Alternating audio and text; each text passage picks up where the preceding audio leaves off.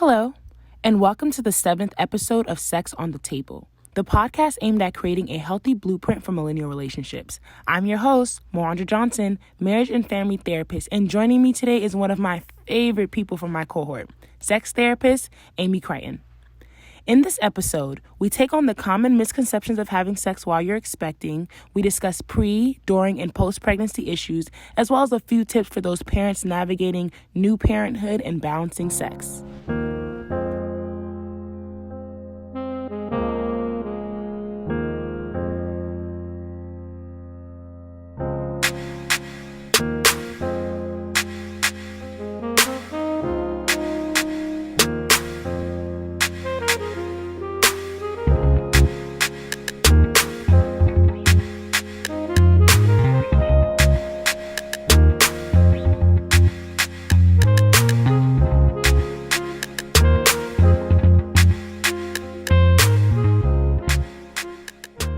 Hey, Amy.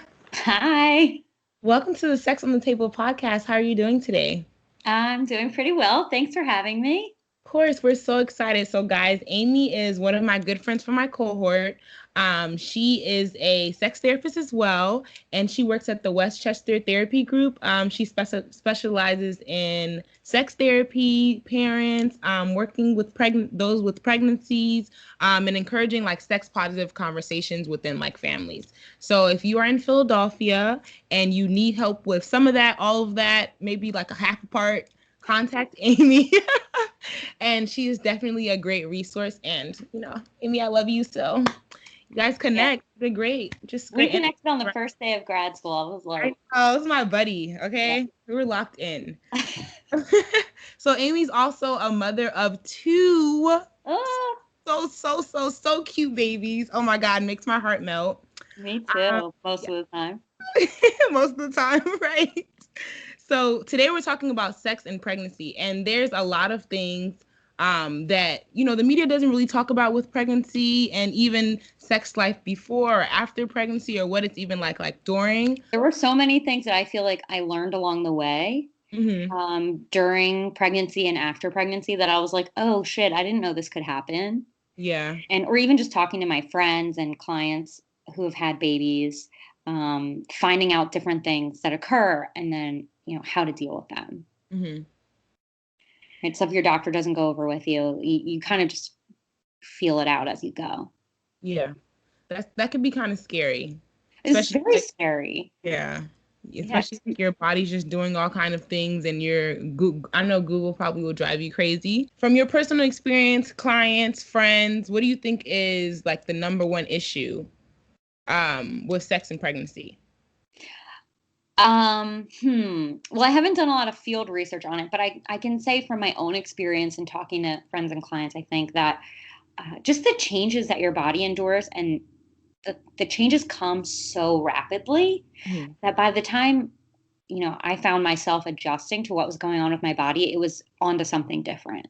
Oh, wow. Right. And this is during pregnancy and after pregnancy too. All of the stuff. I mean, if you breastfeed or chest feed, right, like all of the things that come along with that can be really challenging. And there's just so much that the body does. And it's really amazing.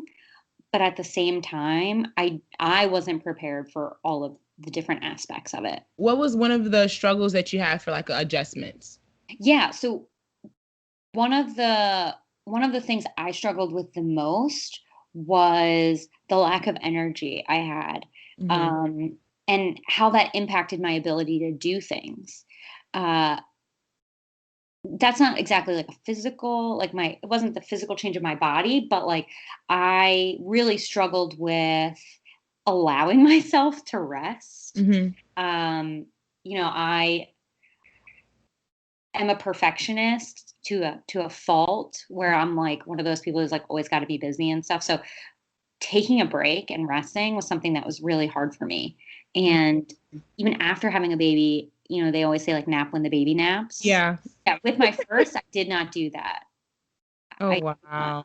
And then with my second, I didn't have a choice because it's rare that they're both sleeping at the same time. Yeah, I bet. Oh, So 2 babies now. Okay, shout out to Amy and the other other mothers and dads out there with multiple children, you guys are magical. Okay. For real. Shout out to single parents. That's what I say. Oh my gosh, yes. Big shout outs to you guys. Yeah. For sure. Okay, so what is something, maybe something that you didn't know about, like that was a thing in pregnancy, then you kind of figured out along the way? Yeah. So I think that the hormones and the hormonal changes, they can have a lot of physical impacts on us, right? They can create tiredness, nausea, anxiety, all of this kind of stuff. Like there's new sensations. There was positive things about it too, right? Like certain parts of your body, like your erogenous zones and those kinds of things, can become more sensitized with the hormones from pregnancy. So, I mean, that part of it can be really beneficial. Amy, usually there's like a lot of mystery around like sex and actual pregnancy, right? So like, what is it like? I know that sometimes your doctor may advise you not to have sex during pregnancy. We learned a lot of times in class that people may have fears of having sex while pregnant, or other health conditions that may affect that, or just like anxiety in general. I obviously was like doing some research before I came to talk to you. And what I found in studies is that between 30 and 50% of people reported that they were afraid of hurting the baby during sex. Wow. Yeah, I think I'd be one of those people for sure. Yeah. So it's a really normal experience to go through that. So I feel like normalizing it is number one, right? You're not alone. But also, like, in my reading and all that kind of stuff, I've never heard of that occurring, that the baby being hurt. And that's like what's so amazing about a pregnant person's body, is that like there are so many things and changes that happen that protect the baby. Right. Okay. Right. And your body prioritizes that little life, which is really incredible. Like I remember I was slightly anemic during my first pregnancy with my son. And I said something to my doctor, and the doctor was like, "Oh, don't." Well, it was a midwife actually, but the midwife was like, "Oh, don't even worry about it. Like the baby's just going to take what it needs. Yeah. Be the one who doesn't have it." Wow. You're like, okay. So when it comes to sex, right, your body's designed to protect that growing baby. So it's a normal thing to fear, but it's also, I think, really difficult if I don't even know if it's possible to hurt the baby during sex. Do you think like besides like fear, what are some other inhibitors that may like come between sex and pregnancy? I think sometimes pregnancy can be a really anxiety-inducing time, right? Like you're about to start this chapter of your life that it's like a 180, right? So worrying about what kind of parents you're going to be, and if the baby's okay, and if early on in the pregnancy, whenever it's the riskiest time, I know people struggle with that fear a lot. And if people have a history of miscarrying or any other pregnancy struggles, right, that anxiety can get really amped up. So I think anxiety is a really normal thing to feel, and that can definitely impact your sex life. And I think in the non-pregnant partner, if you're partnered, right, I think not knowing what you're going through exactly can be something that creates anxiety for them. Right? Because like your body's changing and you're going through all this, and they're just observing. Right. Typical couples therapist, I think that communicating your experience is really important, especially during times like this when there's so much that's changing. Yeah. Do you have any advice for partners as to like maybe what they could do to connect better with their partner during times of pregnancy? Like maybe intimacy, or like besides sex? Sometimes sex is out the question in the beginning. So yeah, I mean, as I know there are a lot of other ways that you can be physically intimate with someone that don't involve intercourse. Right. So I think approaching your partner with curiosity and letting them know, like, I really want to make you feel good and I want to have this positive sexual experience with you, but I also want to make sure that you're comfortable. So talking about it or exploring physically together, I don't know. And I feel like that can be like pretty hot sometimes. Yeah, you're going slow and you're figuring it out and you're communicating and you're talking about it. Sometimes I feel like just talking about the sex can be a huge turn on for people. Mm. So allowing that to maybe trigger that desire. Okay. But I think, for the non-pregnant partner, there's a lot of questions. So I think asking those questions, being curious and showing that care can create the intimacy that, might be needed to amp things up. Yeah. Say that you are pregnant and you're like, sex life is okay. Much hasn't changed since being pregnant. But now it's kind of feeling maybe like it's uncomfortable, or you were okay in the beginning, but now you don't want to have sex anymore. There needs to be like an adjustment. How would you advise that someone communicate that to their partner?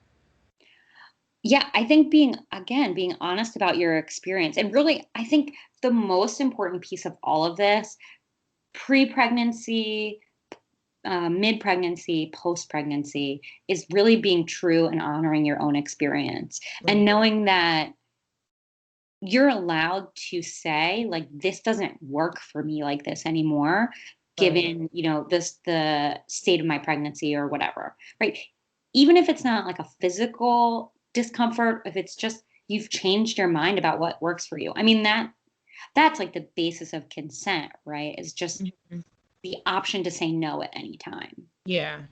So I think communicating with your partner and saying, I think you can even, I find that, being really honest about how you feel, like, this is really hard for me to say, but, doing it this way, or like this one sexual act that we've been engaging in, like, isn't going to work for me at this point, can be really effective. And I think opening those lines of communication and talking to your partner about how they feel about it, and again, exploring together about what works.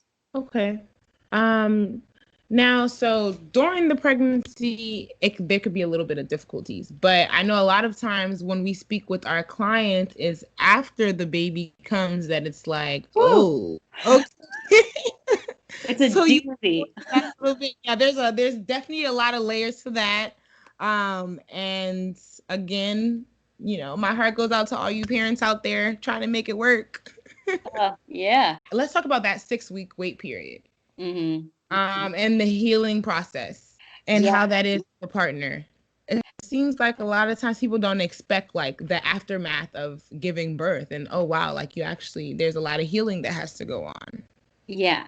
So I remember when I was pregnant with my son, my first, my husband was like reading this book, and such a good dad, that guy. And he was like, did you know that you're going to be in so much pain after this? Like, you're going to really need to rest. And I was like, okay.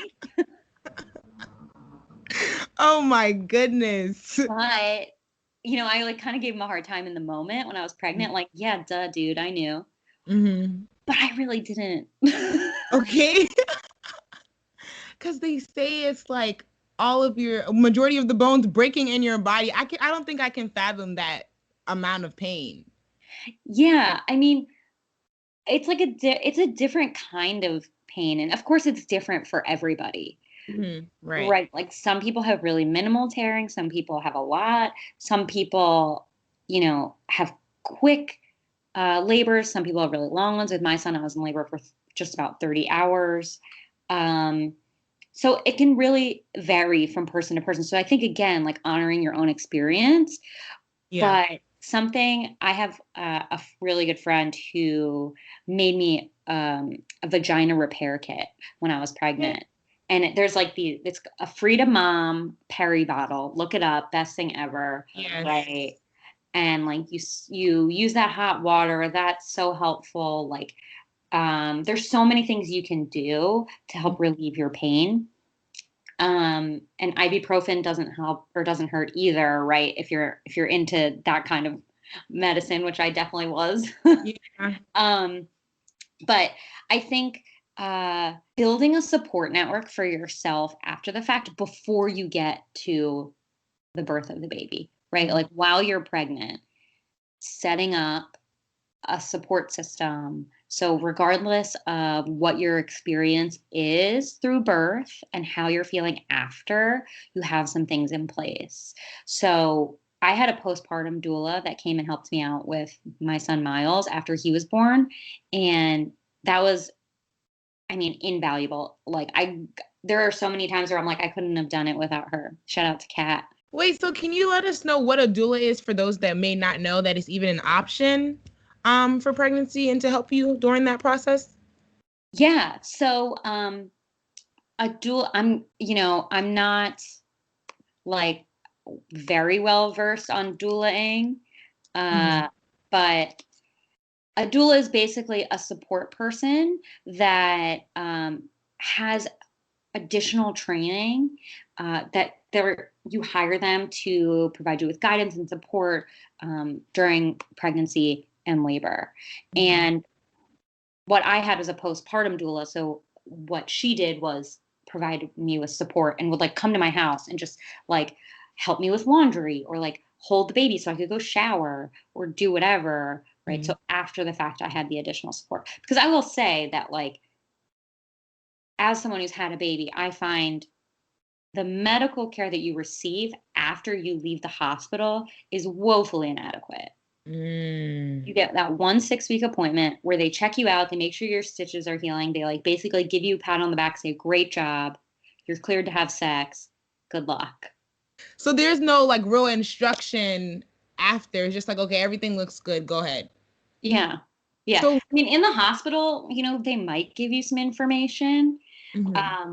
If you have your baby in a hospital, right? Some people choose to do a home birth, which I think is magical and amazing. And like that's when you do a home birth, it's unmedicated too. So more power to those people. Yes.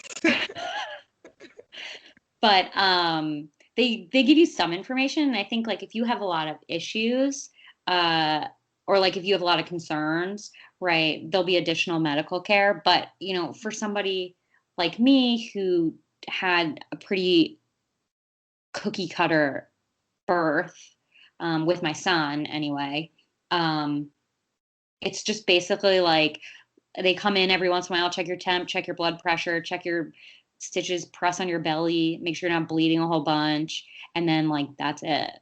Let's just say that you've had a very easy pregnancy, delivery, and then you have your 6-week appointment and everything is stitched up, but you have like crazy anxiety about having sex again. Because I feel like even if the doctors say that you're okay, like we're still missing all these other pieces of you that we need to make sure it's okay as well, right? Yeah. Like throwing you back in there is rough. And I'm just like, that sounds crazy.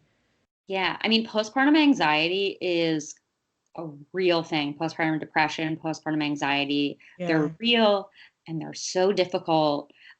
Because if you think about it, right, you have this newborn, this new life that you are responsible for. And like, I remember leaving the hospital and being like, you just trust me with this thing? Y'all sure me? Like, but Yeah. they just, I mean, it is your baby, but they just like hand you this baby and they're like, good luck.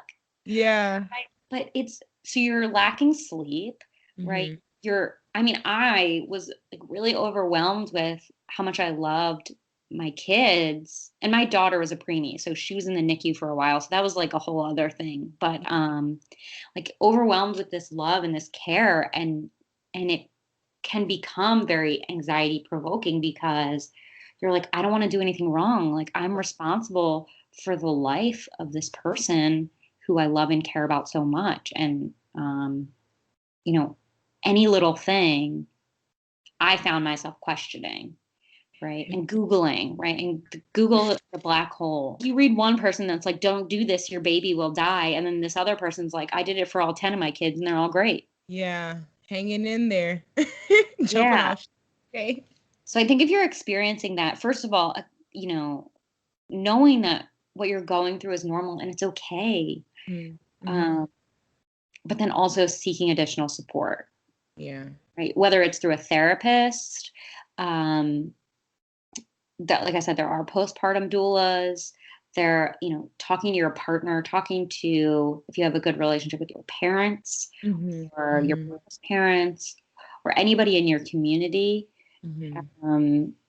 There's tons of groups that you can look into that offer support, and it's hard, during the time of COVID, but you can do all that stuff virtually. Yeah. So just knowing that if you're going through it, it's okay. You're not a failure as a parent.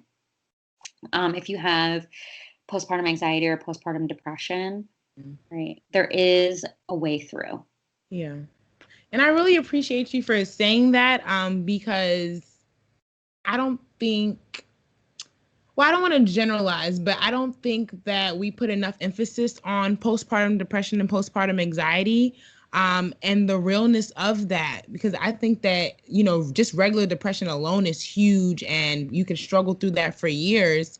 But then equate like pushing a baby out you and then, on top of that, or like, having a kid. So that's just really heavy. And I don't think that a lot of people make space for mothers to feel sad or whatever the depression, consists of, or whatever their anxiety consists of when having a baby. Or even like the times when, there's the idea of you being joyous and happy. And I know sometimes mothers feel like horrible, take them back, put them back, like what happened. Or even just feeling like lost or like not themselves, so those are huge. Yeah. And it is a really major transformation in a person's life to give birth and then be a parent. Yeah. Right. And I have talked to so many of my friends who have their kids and have said like that, because everybody tells you, right? Like, oh my God, the second they come out, isn't it like a love you've never experienced, like anything else before? And you're just so overcome. And I've had multiple friends say to me, like, it took me 3 weeks, it took me 6 weeks, it took me, 3 months, whatever, to get to that point. Yeah. And I think that it's those kinds of things that people say that people don't mean to be hurtful, but they say these things and they set these expectations. And especially in parenting, when you don't meet that expectation that you think is the normal standard, then you start to feel like you're a bad parent. Right, exactly. Speaking of bad parent, there's a phenomenon called mom guilt or parental guilt. And basically, it's just the feeling that you're not doing enough as a parent, not doing the right things or making decisions that may mess up your kids in the long run. There's been so many studies on this now, and this is also something that could play hugely into postpartum depression or postpartum anxiety for both partners. You remember the C rule? No. Parent rule, where basically it's just like, okay, life is rough. You're going to do the best you can, but as long as you're like a C+ parent, we'll take it. Oh, yeah. Every study that's out there says that good enough parenting is good enough. Yes. Right? Like, there's a book, and I only have read the beginning part of it because I'm notorious for like reading a third of a book and then Me too. moving to something else. But I think it's called You Can't Fuck Up Your Kids. Okay. Put that on the reading list, guys. Unless you're doing something egregious and horrible, right? If you make mistakes as a parent, I think one of the most powerful things you can do is own your mistakes to your kids. Right. Yeah, definitely. Because you're teaching them accountability and you're modeling for them that like you don't have to be perfect. Yeah. Still be worthy. That is big. And these little kids are really advanced. So even sometimes when you say stuff, they're either gonna say like, "Oh no, you're okay," or like tell you, you're the best thing in the world still. So parents out there, just make space to be gentle with yourselves as well, because you're still humans. And everybody messes up. Yeah. Yeah. I mean, there have been a few times where I'm like, wow, I am the worst mom. Oh no, and like, Amy's such a great mom. Thank you. But I'm just like, again, like just normalizing that experience. And the guilt, the parenting guilt is so intense. And on the internet, it's insane. Like, I follow this Instagram account. It's called Big Little Feelings. It's all about like teaching your kids feelings and like raising emotionally intelligent people, right? And they posted this whole thing about how to like help your kids with transitioning into wearing masks, right? Because it's really hard. And they got so many messages that were like, how dare you? Like, teaching kids to wear masks is horrible. Yeah. Like, all this kind of stuff. And I'm just like, there's no right answer. Yeah. Yeah. So feeling unsure at any point, I feel like before, during, or after you have a kid is normal. I think a level of uncertainty is to be expected in any sort of big decision and life altering change. Okay, so we had the baby, we got out the hospital, we passed the 6-week checkup, and now life as a parent with the baby and possibly trying to have sex is one of the biggest issues in your life now. And you have to figure out, you didn't even know it was a thing to navigate. And so now we have stuff like, because you're in a life cycle change, right? So we have maybe making sex a chore, or trying to figure out how to like find desire again, or even like your partner may feel like a completely new person. So new sex, who is this? Rediscovering your partner. So what are some of the biggest things that you find with that? Yeah, so I think the life adjustment, like you said, I mean, it changes who you are in some ways. So I think navigating that, as well as navigating for the childbearing person, navigating the different changes in the body and what's happening for you.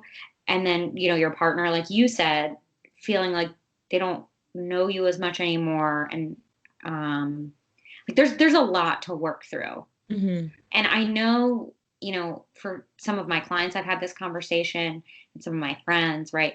There's that fear the first time you're about to have intercourse again, where you're like, oh my God, is it going to hurt? And I mean, whenever we experience those kinds of feelings, right, they cause us to tense up. Right. And really, I mean, sex is about letting go. Yeah. So being able to, connect with your body in some way, to do some deep breathing. I find mindfulness to be really helpful as a way to just like take a deep breath, bring some calm in, maybe release some of that tension, right? And just be with your experience. Again, honoring your own experience. Right. And then something else that comes up a lot, right? If the birthing person chooses to breastfeed or chest feed, your body, I mean, birthing the baby and then feeding the baby with your body, it can make your body feel like a tool. That's huge. Yeah. Yeah. And, that can really decrease like that sexiness feeling of like, wow, I'm ready to go. Yeah. Right. Whereas like, I mean, I'm like, you're sitting here watching me because I'm on Skype, I'm like hovering up my body. Yeah. My hands up kind of instinctively. So I think, being aware of that too, and, figuring out what it is that makes you feel sexy and good and open to receiving a pleasure. Right. I think masturbation is a really good tool for that. Exploring your body yourself, so like what you're comfortable with. Big fan of like masturbation and all of that kind of stuff, just getting to know yourself on a different level for a lot of purposes. But this in particular, as you're navigating this new, quote unquote, new body that you have. I follow this account on Instagram, I think it is, and she did like it was a new mom, and she did challenge regaining like her sexiness. So I think for the month of like December, every day she would do something that made her feel sexy. Like, you guys take that trick out of the book. That's a great way to possibly get back into your sexuality and not feel like a tool, or that, like your body's only being used to feed your baby. It's important to like get back into yourself. We know that if you follow us on Instagram, guys, sex starts in the brain. We've gone over the sexual desires a lot. And so just like first being able to get into the mood. And a lot of times if you're in your head, like you're not able to do that. Yeah. Yeah. And I mean, I think it's also worth noting that there can be a lot of obviously physical changes that happen after you have a Right. baby. Yeah. So if something doesn't feel right, or if there's pain, I would recommend definitely talking to your doctor about it. Uh, Yeah. there's dyspareunia, which Yeah. is the reoccurring pain within the genitals or the pelvis during sex. And that can occur after pregnancy or during. Mm-hmm. Um, and there are physical therapists who specialize in the pelvic floor and helping people recover, um, and working with you whenever you have some of these issues, right? And that can look like, right, like you pee yourself a little, um, you have some leakage, things like that, right? So like just knowing that all of that's normal and there are specific professionals that can help you to recover from that, which is information that, again, I didn't know until after I had a baby. Right.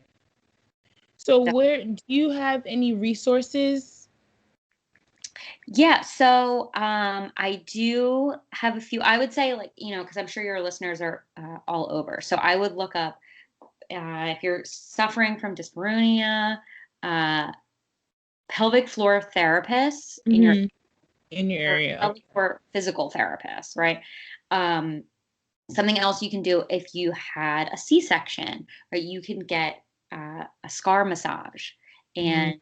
and that can help you with any scar pain or any discomfort there. Um, I think it's important that you and I talk about how it's not just women that have babies, Yes, right? definitely. People with vaginas. Yeah. There are, trans men and non-binary people who have babies all the time.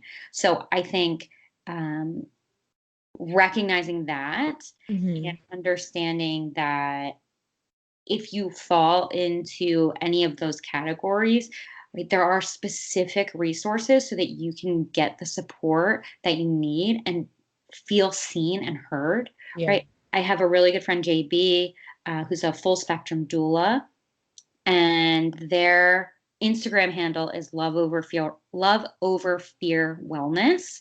Okay. They have tons of great resources. Um, Highly recommend checking them out. They're always promoting other doulas and pregnancy and postpartum resources, especially for the LGBTQ um, community. So I think seeking out support so that you can feel seen and heard is super important. We've like talked about so much in this episode. I think my last question with like sex and pregnancy, and I think it's like one of the biggest mysteries of parenthood is like how do you guys make time for sex? Like you have two kids. Sometimes people have four or five. Even with one, I can imagine how Bless difficult it could them, bless be. them. Bless them. Like what do you advise that people do? Right. So, I mean, I think that that's a common question and something that comes up a lot in relationships because, like, you're like, okay. I mean, like I said earlier, it's rare that both my kids are sleeping at the same time. Yes. But, like, in the event that you have a free moment, right, you're like, okay, we have this, like, very small window to have sex. And you're not necessarily feeling desire during that time. So, like, figuring out different ways to spark desire in those windows. Mm-hmm. And I mean, I think even sometimes like scheduling it Mm-hmm. can be hot. Like you're like, ooh, like it's 4 o'clock and we're gonna Okay. have sex at 7:30. Like I'm Okay. getting ready. Okay. Countdown. Right. And then you can like send each other text messages if you're into like photos and that kind of stuff. You can do Mhm. that sort of thing. I mean, lingerie, like whatever it is. Right. There's like sometimes that anticipation. So I think sometimes like scheduling it, as parochial as that sounds, can work. Okay. I don't know. I mean, I feel like there's so many things you can do to spark that desire and get things going. Mhm. Um, Something else, now that we're talking about this and I'm thinking about that I didn't know. Um, even after I had kids, I didn't know this. And then if you are a person with a vagina and you are breastfeeding or chest feeding, what happens with your hormones is you don't self lubricate as well. So Okay. there can be like a dryness there that can be uncomfortable whenever you're having sex. So invest in some good lube. Mm-hmm. Yeah. Right. And I mean, I feel like that's something that's never portrayed in like sex scenes and movies and stuff. You never see somebody like Lube reaching it for. up. And let's Yeah. yeah. We sex table sells lube, guys. Catch it. Oh, yeah. All right. But yeah, that is definitely important. And like they're not really pulling out lube in porn scenes. But let's Yeah. normalize it. Yeah, and it's normal to experience dryness if you're chest feeding or breastfeeding, and I have had clients who have complained about that too and been like, "Well, I can't even like get wet. It's not that I don't want to." And doing some education with them on that subject has made a world of difference. And I Yeah. think so much of the experience of pre, during, and post pregnancy is knowing that what you're going through is normal. Yeah. Yeah. Right? You're not alone. You're not weird. You're not having some abnormal Yeah. thing happen to you most of the time. Yeah. Right? Like a lot of these things just aren't talked about. Like you were saying earlier, like it's not exactly taboo, but people don't discuss it, you Yeah. know? Was there anything else that you could think of that you would like to let our listeners know? Any more pieces of knowledge you can drop on them about sex and pregnancy? Um, I don't think, I mean, I think all of the wisdom that I have is basically all of the things I've said, like honor your own experience, create support network, Mhm. right? Like talk to your friends who have had babies. Um, find people who are experts on different things. Yeah. Talk to your partner, let them know what's going on with you. And if you don't want to have sex, that's okay. There Yeah. are ways to create intimacy and bond with your partner that aren't intercourse. Yeah. So there's so many different ways that you can do things. Um, and something I love about it. So this is a reframe of it that I really like. And it's like, when you first get into a relationship and you're like discovering the person's like sexual likes and dislikes and what buttons to push and what not to push and like all of those things. And it can be like really exciting and really thrilling and a Mhm. little bit anxiety provoking, but like I don't know, you get just like amped up about it in a certain way.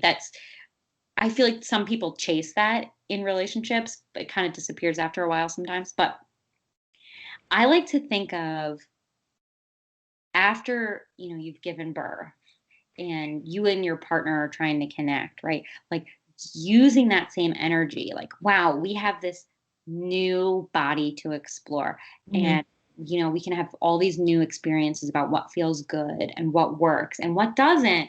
And we get to like kind of have this I don't know, like early relationship experience all over again, right? Where we're getting to know each other in this intimate way. Thank you so, so, so much for Thank coming you on. for having me. We're definitely looking forward to our next episode, guys. We'll be talking about parenting and sex and how to talk to your kids about sex. So that's going to be a good one because we really haven't done that in our society that much. There's completely comprehensive sex education is kind of a new fad. So I'm Next excited to talk episode, we're about going it. to continue to create a blueprint for healthy millennial relationships. Thank you for listening to us, and make sure to follow us on Twitter and Instagram at _sex on the table.